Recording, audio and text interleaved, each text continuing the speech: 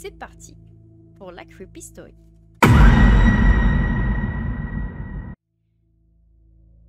Nous sommes à cette époque, parce que c'est quand même il y a un certain temps. Donc nous sommes le 24 février 1978. Ça remonte, hein, je vous l'avais dit. Il est à peu près 22 h et une Mercury Montego, je ne connais pas les marques de voitures, donc je ne sais pas du tout à quoi ça ressemble, roule sur les routes du nord de la Californie.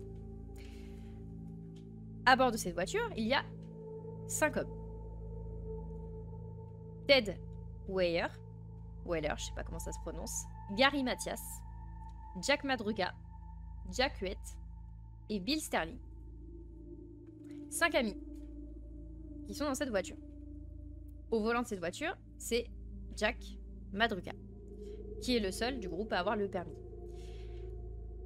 Ces 5 amis sont très proches depuis un certain temps, se connaissent quand même depuis quelques années, mais ils ont une particularité, c'est que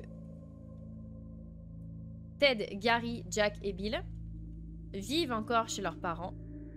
Ils sont âgés tous entre 24 et 32 ans, mais ils vivent encore chez leurs parents parce qu'en fait, ils sont atteints de retards mentaux.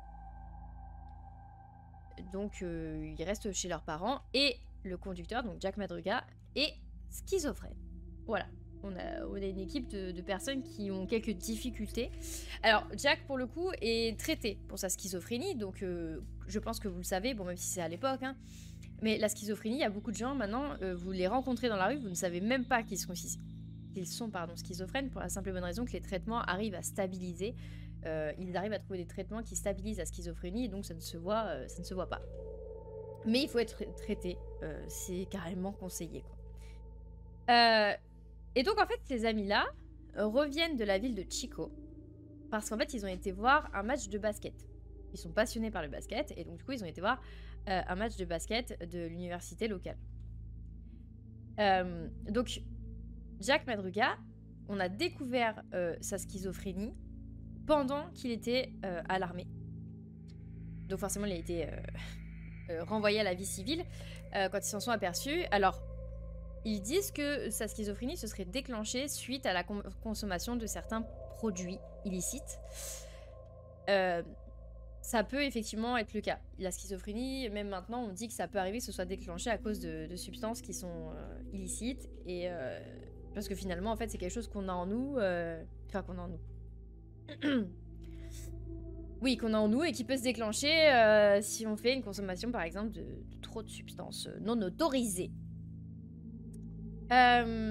Donc, ils vont voir le match se termine, et ils décident, du coup, de s'arrêter dans une épicerie, dans une petite supérette, pour faire le plein un petit peu de snacks, de cochonneries, etc. Donc, ils achètent des gâteaux à boire, etc. Et donc, ils sont à 70, apparemment, approximativement 70 km de là où ils habitent, en fait. Donc, c'est pas très loin, mais c'est pas à côté. Après leur passage à l'épicerie, plus personne ne les reverra vivants. Ces 5 hommes vont disparaître dans la nature.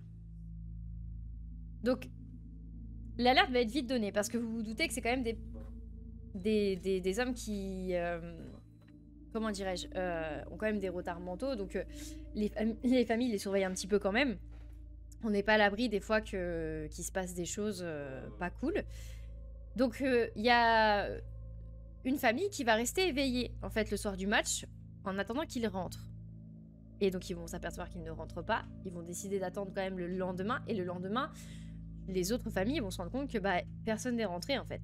Donc, ils vont se concerter, savoir s'ils sont peut-être chez l'un, chez l'autre. Sauf que tout le monde dit, non, en fait, personne n'est rentré. Donc, ils vont donner l'alerte directement, donc le 25 février au matin, à la police. Donc, même si... c'est des personnes qui ont des problèmes mentaux, pas forcément graves, mais des problèmes mentaux. Le fait est qu'ils sont tous adultes et majeurs. Enfin, c'est logique. Donc, la police, au début, ne va pas démarrer les recherches tout de suite, pour la simple et bonne raison que, vous le savez, que ce soit aux États-Unis ou chez nous, tu as le droit de disparaître du jour au lendemain à partir du moment que tu es majeur. sans donner d'explication. Donc au début, la famille va devoir attendre, il me semble, quelques jours avant que la police commence les investigations. Donc en fait, ils vont s'apercevoir qu'en fait, à l'embranchement de la route 99 sur laquelle ils étaient, au lieu de prendre la direction sud, ils ont bifurqué vers le nord-est. Pourquoi? On ne sait pas. Les autorités, du coup, quand ils ont démarré les recherches, ils vont retrouver la Mercury au milieu de nulle part, dans un amas de neige, parce que du coup, on est encore en hiver, et donc à cette époque-là, il y a beaucoup de neige, et donc la voiture, elle est coincée dans un amas de neige, plus ou moins. Elle est vide, donc il n'y a aucun des amis, enfin du groupe d'amis qui est là. Et elle est apparemment verrouillée. Donc ça veut dire qu'ils sont sortis de la voiture et ils l'ont fermée à clé. Et en fait, cette voiture-là, elle est à plus de 120 km de Yuba City. Donc ils sont partis vraiment très loin. Sans raison. Donc là, ça commence à paraître bizarre. Là, déjà, ça paraît bizarre parce que pourquoi la voiture est aussi loin? Pourquoi ils sont pas dedans? Et puis, elle n'est pas accidentée non plus. On aurait pu se dire, bon, bah, ils ont peut-être voulu aller faire un tour, ils ont eu un accident, et malheureusement, voilà. Mais là, la voiture n'est pas accidentée. Donc là, les enquêteurs commencent à se dire, ok, même les familles, ils se disent, il y a quelque chose qui est pas clair. Les familles vont dire que déjà, ça leur ressemblerait pas du tout de partir du jour au lendemain sans prévenir personne, ni même faire un road trip à 5 sans prévenir leur famille, en fait. Et que, accessoirement, ils n'avaient pas de connaissances vers cet endroit, vers la direction où ils ont retrouvé la voiture. Ils ne connaissaient personne. Donc, ils n'allaient pas voir quelqu'un en particulier. Ils vont remarquer quand même que dans la voiture, il y a les snacks qui avaient été achetés à l'épicerie par la bande de 5 et qui ont été consommés. Donc, pour le coup, ça suit la logique. Ils ont été à l'épicerie, ils ont quand même mangé ce qu'ils ont acheté. Bon, jusque-là, c'est ok. Ils vont expliquer que ce qui paraît bizarre, c'est que la voiture, certes, elle était peut-être plus ou moins coincée, mais ils étaient 5. Donc quand tu es tout seul et que ta voiture se retrouve un petit peu enlisée dans la neige, tu te dis bon, c'est compliqué de t'en sortir. Là, ils étaient quand même 5 hommes, c'était pas des enfants, donc ils auraient pu largement, s'ils se sont retrouvés coincés, pousser la voiture pour se sortir un petit peu du bourbier, quoi. Donc là, en fait, la conclusion qui est faite, c'est que le véhicule a été, volontairement ou pas, abandonné. La raison, on ne sait pas pourquoi, mais en tout cas, il a été laissé sur place, volontairement ou par la force. Ils vont expliquer que, et c'est ce que je vous disais, cette voiture n'est pas accidentée parce qu'en fait, les policiers vont se rendre compte qu'il n'y a pas de marque de glissade sur la neige, il n'y a pas de... Vous savez, quand une voiture glisse ou quoi, il y a quand même des traces de pneus, etc. Là, il n'y a vraiment pas ça, comme si vraiment ils avaient fait attention de bien rouler au vu de la neige, qu'ils avaient vraiment été méticuleux pour ne pas justement avoir d'accident. C'est encore plus bizarre. Parce que pourquoi abandonner une voiture en plein milieu de nulle part, loin de chez eux, et surtout en plein hiver, sachant que les hommes sont partis à la base au match de basket en t-shirt et en pantalon. Donc c'est-à-dire qu'ils n'ont même pas de manteau ou d'équipement, on va dire, qui leur permettrait de ne pas avoir froid dans la neige. Donc là, ça commence à faire plein d'éléments bizarres et des événements inexplicables. Donc il va y avoir une battue qui va être organisée du coup autour du terrain, autour de la voiture, donc le terrain qui est environnant, sachant que c'est un peu forêt, un peu petit chemin, etc. Donc c'est très difficile d'accès. Ils vont rien trouver. Pas de corps, pas de traces, pas de vêtements, pas de sang, rien. Donc là, on était en février. Et là, on passe en juin 1978. Donc quelques mois après. Pendant tout ce temps-là, pendant tous ces mois-là, ni les corps ont été retrouvés, ils n'ont pas refait surface, rien n'a été découvert de plus. Un groupe de motards va se rendre au milieu d'une forêt, en fait. où il y a en fait une caravane qui à la base est destinée aux services forestiers, services policiers forestiers. Et en fait, ils ont une caravane qui est ici avec un moyen de se chauffer dans cette caravane, ainsi que à manger. Au cas où ils se retrouvent coincés dans cette caravane à cause des intempéries, ou même si potentiellement des personnes qui se promèneraient, se seraient égarées, puissent survivre un certain temps. Ils ont expliqué qu'il y avait vraiment beaucoup de vivres dedans. Vraiment pour plusieurs personnes. Ils ont vraiment laissé de quoi quand même survivre un bon moment. Et en fait, bah, les motards connaissent cette caravane et ils vont se rendre compte qu'une des fenêtres de la caravane est cassée. Ce qui du coup n'est pas habituel puisque le but de cette caravane c'est de pouvoir nous tenir au chaud si jamais il y a un souci. Donc si la fenêtre est cassée, même si on met le chauffage, pas grande utilité. Et en fait, donc les motards vont s'approcher, vont rentrer dans la caravane et ils vont trouver le corps de Ted Weyer. Il le retrouve du coup décédé. Il est recouvert de couverture de ses pieds à la tête, donc il s'était quand même protégé du froid. Mais par contre, il n'a pas de chaussures. Événement plus ou moins important, mais qui va servir pour la suite. Il n'avait pas ses chaussures. Et en fait, ils vont découvrir que ses pieds, du coup, qui sont à l'air alors qu'il fait très froid, sont couverts d'engelures. Donc bah forcément, les motards vont prévenir la police qui va venir constater le corps et ils vont faire des fouilles autour de la caravane. Et ils vont trouver du coup 7 km plus loin le corps de Bill et de Jack Madruga, le conducteur. Et bah, ils vont découvrir que Madruga du coup donc, a les clés de la voiture sur lui. Donc on n'a pas essayé de voler la voiture, en tout cas il avait les clés sur lui. Et ils vont pas trouver de traces de mort vraiment apparentes, c'est-à-dire qu'ils ne se sont pas fait agresser, ils ne se sont pas fait tuer par quelqu'un, ils ne se sont pas fait attaquer par un animal. Donc on va déterminer qu'ils sont morts tout simplement d'épuisement. Voilà, d'épuisement et que bah au final Ted s'est retrouvé seul dans la caravane. Voilà, pendant que ses copains étaient partis faire on ne sait quoi, mais en tout cas ils sont pas revenus. Un peu plus loin dans la zone, ils vont retrouver les restes de Jack. Huette, deuxième Jack. Et le dernier compère qui restait, qui c'était Gary Mathias, lui, on ne va jamais retrouver son corps. On va retrouver uniquement des chaussures de sport, ses chaussures de sport, qui seraient pour le coup à lui, et qui finalement montrerait qu'il aurait, lui, décidé de prendre les chaussures de Ted, qui étaient des chaussures un peu plus épaisses, pour partir faire je ne sais quoi, et qu'il aurait laissé du coup ses baskets de sport. Ça fait beaucoup d'éléments un peu bizarres.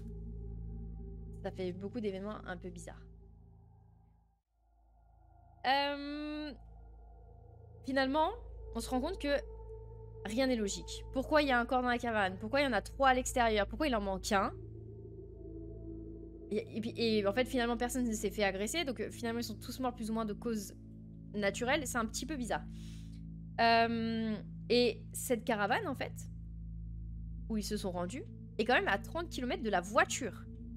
Donc, à pied, c'est quand même long, 30 km. Même si c'est en forêt et que t'es pas obligé de suivre les chemins, c'est quand même très loin de leur voiture. Pourquoi avoir été si loin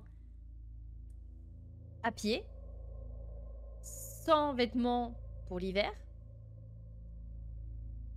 Rien ne va, ok? Rien ne va. Donc Madruga et Bill, donc Jack, Madruga et Bill, eux, ils sont décédés du coup à 18 km de la voiture. Donc c'était un peu plus près de la voiture. Donc en fait, la théorie qui a été faite, c'est que peut-être ils ont laissé la voiture, ils ont été à la caravane, mais ils ont voulu y retourner et ils se seraient morts sur le chemin de froid, certainement de faim et d'épuisement, les uns après les autres. Visiblement, il y a eu plein de modes. Soit il y a eu des mauvais choix qui ont été faits par 5 personnes en même temps, soit c'est vraiment très bizarre. Et là, on va vraiment atteindre le sommet de la bizarrerie et de l'incompréhension. C'est que bah, la police, du coup, va fouiller la caravane. Et en fait, ils vont déterminer qu'au vu de la barbe de Weir, il est resté entre 8 et 13 semaines dans la caravane. Parce que je vous rappelle, là, ils découvrent le corps en juin. Ils ont disparu au mois de février. Donc il est resté entre 8 et 10 semaines dans la caravane. Il aurait perdu pendant ce temps-là entre 35 et 40 kilos, sachant qu'il en pesait 90. Donc il a perdu la moitié de son poids, quand même plus de la moitié. Et les policiers vont s'apercevoir qu'il n'a ni consommé les vivres qui étaient dans la caravane à disposition. Donc c'était, vous savez, de la nourriture déshydratée, etc. Il n'a rien touché, il n'a rien mangé. Et il n'a pas non plus cherché à se réchauffer alors que tout était à disposition pour le faire. Donc sachant qu'ils ont quand même pété une vitre, donc forcément le froid a rentré. Et dans tous les cas, même si la vitre n'est pas pétée, une caravane pas chauffée alors qu'il fait moins 15 dans une forêt, il fait super froid. Donc là, il avait de la nourriture à disposition ainsi qu'un moyen de se chauffer pour quand même un certain temps. Et il ne l'a pas fait. Donc là, on se dit que c'est quand même super bizarre. Pourquoi il n'aurait pas utilisé les vivres qui étaient à disposition, sachant que s'il voyait ses copains, qu'il voyait ses copains qui ne revenaient pas et que bah, il se retrouvait tout seul. Et sachant que la police a expliqué que les vivres, pour les 5, si les 5 étaient restés dans la caravane, niveau alimentation, ils en avaient pour 1 an. Ils se rationnaient. Donc ça veut dire que là, si Weir il s'est retrouvé tout seul, il pouvait tenir très longtemps avec la nourriture qui était dans la caravane. Et pourtant, il n'y a pas touché. Bon. Les policiers sont un peu perplexes, mais ils se disent que ça peut être... On va dire qu'ils mettent rien de côté. Ils se disent que ça peut tout autant être une piste criminelle, que peut-être... bah finalement, ils ont tous des problèmes mentaux, donc peut-être qu'ils ont tous pété les plombs, peut-être que celui qui est schizophrène a eu une crise ou quoi, mais on va dire que bah, ils ont pas de base, en fait, ils savent pas vers quoi se diriger, vers quelle hypothèse est la plus logique, tellement tout ça n'a aucun sens, en fait, tout simplement. Et en fait, là, il y a un témoin qui va se manifester. Parce qu'en fait, le soir du 24 février, il y a quelqu'un qui va passer sur la route où la Mercury était, donc la voiture. Et en fait, cet homme, c'est Shauness, je sais pas comment ça se dit. Donc il a 55 ans. Et en fait, lui était venu faire de la reconnaissance pour une randonnée. Et en fait, truc improbable, il va faire une crise cardiaque. Alors, je vous sens venir. Oui, mais attends, mais comment ça, il fait une crise cardiaque, machin. En fait, il a eu les symptômes de la crise cardiaque. Donc avant que tu pètes un plomb et que tu te retrouves en arrêt respiratoire, tu as des symptômes. Donc il a eu des symptômes de crise cardiaque qui sont apparus. Donc il a fait au plus vite pour se rendre à sa voiture et essayer d'aller chercher de l'aide et de se faire aider pour ne pas mourir, tout simplement. Et en fait, il va expliquer que il va avoir, en se rendant à sa voiture, en fait, il va entendre des sifflements, il va apercevoir des phares, et en fait, il va appeler à l'aide, en fait, pour peut-être on appelle des secours, etc. Et en fait, les phares vont s'éteindre dès qu'il va appeler à l'aide. Comme s'il cherchait à se cacher. Et il va quand même, avant que les phares s'éteignent, apercevoir quand même un groupe d'hommes. Alors, est-ce que c'est notre groupe de 5? On ne sait pas. Est-ce que c'est d'autres hommes? On ne sait pas. Un groupe d'hommes, en tout cas, avec une femme, un bébé, et ils étaient tous avec avec des lampes torches. Je rappelle, encore une fois, on est en plein milieu de la forêt, ok? Il fait moins 15, il y a de la neige à foison, il y a 1 mètre de neige. Qu'est-ce que tout ce monde fait là? Vraiment, on se pose la question. Qu'est-ce que tout ce petit monde fait là? En fait, il y a une réunion, voilà. Donc il va pas chercher plus loin, il va réussir du coup à prendre sa voiture, à se rendre à un endroit où il va, en tout cas à se rendre à l'hôpital, il me semble, pour se faire soigner et ne pas décéder de son arrêt cardiaque, sinon il n'aurait pas pu témoigner. Et il y aura un deuxième témoignage d'une femme qui dira avoir aperçu une camionnette avec 5 hommes dedans. Et elle confirmera aussi cette hypothèse de une femme et avec un bébé. Sachant que l'homme qui a fait la crise cardiaque, vu qu'il était en plein arrêt cardiaque, au début on l'a pas trop cru. Il a dit bon, peut-être qu'il a un peu rêvé, il faisait un peu sombre, peut-être c'était personne, c'était juste des ombres. Mais là forcément la femme elle vient confirmer en fait tout simplement son témoignage de ce groupe de 5 avec une femme et un bébé. Bon, ça s'arrête là, il n'y a pas eu plus d'informations, ça a été juste aperçu et voilà. Pour la mère de Jack Madruga, donc le conducteur, elle a été interrogée.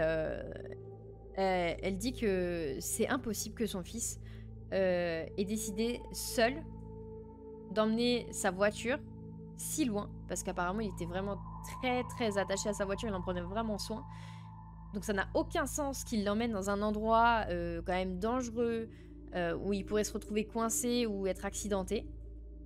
Et donc elle pense qu'il n'y a pas été de son plein gré, et que peut-être quelqu'un l'aurait menacé et ou forcé. Il va y avoir une intervention de plusieurs des familles, mais il va y avoir aussi la belle-sœur de Ted Weyer, celui qui est décédé dans la caravane. Et elle pense que lorsqu'ils se sont rendus au match de basket, les hommes ont peut-être vu quelque chose qu'ils n'auraient pas dû voir, et que ils se sont peut-être retrouvés à essayer de fuir quelqu'un à fuir quelqu'un. Et que dans la précipitation, peut-être qu'ils se sont coincés en voiture et qu'au final, ils ont décidé de se partir à pied. Et puis voilà, après, ils se sont retrouvés coincés. Et puis peut-être plein de prises de mauvaises décisions ont mené à leur perte. Donc cette affaire était en 1978. Je vous rappelle, ça remonte. À l'heure actuelle, on ne sait toujours pas ce qui s'est passé. On ne sait toujours pas pourquoi ils se sont rendus à cette destination. On ne sait toujours pas pourquoi ils ne sont pas restés tout simplement dans la caravane avec les vivres au chaud en attendant que des secours viennent.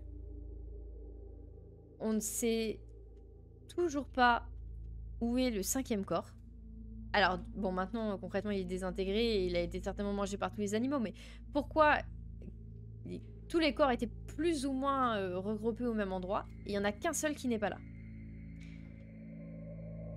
Ça, c'est les faits qui ont été relatés. Donc, n'ayant pas de fin, de conclusion, il y a pas mal de théories sur cette histoire. Une des premières théories qui a fait surface, c'était pas d'accuser, mais qui mettait en avant Jack Madruga, donc qui, je vous le rappelle, est schizophrène, mais a un traitement. Et il y a une théorie qui dit que peut-être que il n'avait pas bien pris son traitement ou qu'il ne le prenait peut-être plus bien. Il s'est peut-être retrouvé trop longtemps, au final, dans la soirée, après partir un peu loin, etc., sans prendre les médicaments. Et qu'il aurait peut-être fait une crise de schizophrénie, tout simplement. Et qu'il aurait peut-être chauffé ses collègues dans un plan un peu foireux, hein, on peut le dire. Et qu'ensuite, une suite de mauvaises décisions ont mené à leur décès. Ça a été une des théories qui a été mise en avant. Il y a eu la deuxième théorie, donc du coup de la belle-sœur, qui a été quand même plutôt acceptée, c'est que peut-être qu'ils ont vu, alors peut-être pas forcément au match de basket, mais peut-être qu'au cours de cette soirée, ils ont vu quelque chose qu'ils n'auraient pas dû voir, et qu'ils se sont retrouvés à fuir, et qu'encore une fois, après un enchaînement de mauvaises décisions, peut-être que des individus sont arrivés au niveau de la caravane, que du coup ils ont essayé de fuir et qu'ils sont finalement morts de froid et de faim. Maintenant, j'ai envie de dire, même si des individus s'étaient rendus à la caravane, ils auraient du coup tué le dernier qui était du coup Weyer dans la caravane. Pourquoi ils l'auraient laissé mourir tout seul? Aucun intérêt.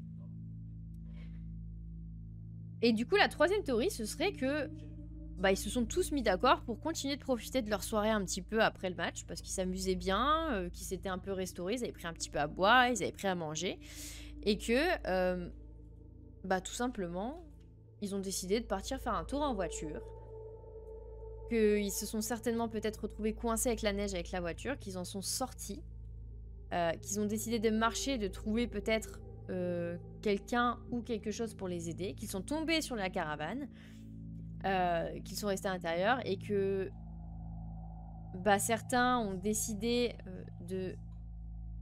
Weyer s'est retrouvé sans chaussures puisqu'il les a prêtées à celui qui n'a jamais été retrouvé et que lui, il s'est dit qu'il allait chercher de l'aide.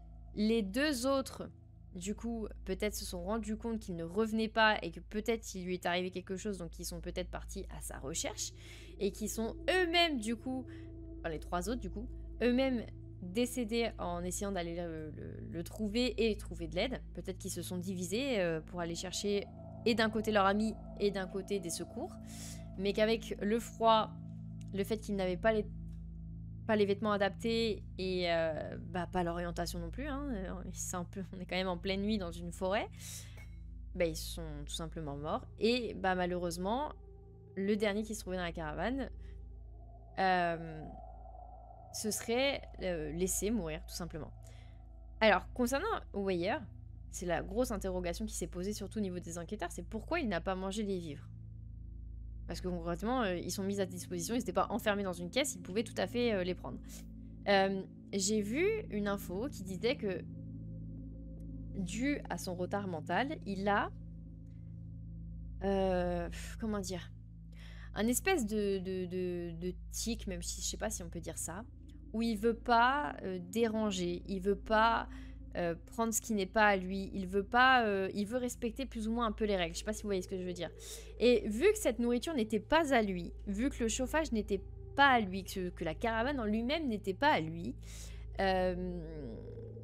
ça pourrait expliquer le fait qu'il n'ait pas touché ni à la nourriture, ni au chauffage de la caravane. Qu'il aurait tout simplement pas voulu toucher à ce qui...